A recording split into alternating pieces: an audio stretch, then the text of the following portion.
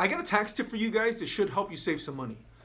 The IRS is issuing a non-refundable tax credit for energy efficient home improvements. That's right.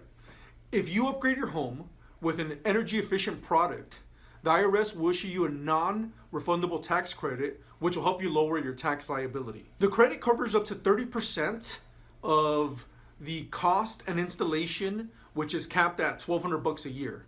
And this covers energy efficient products such as doors, windows, water boilers, central AC, and a few other items. Now, before you rush out to the Home Depot and make some purchases, you may want to review the guidelines to make sure your energy efficient product qualifies.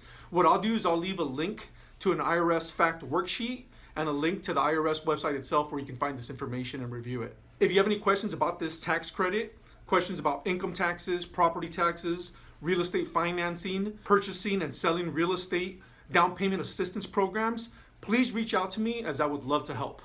Thank you.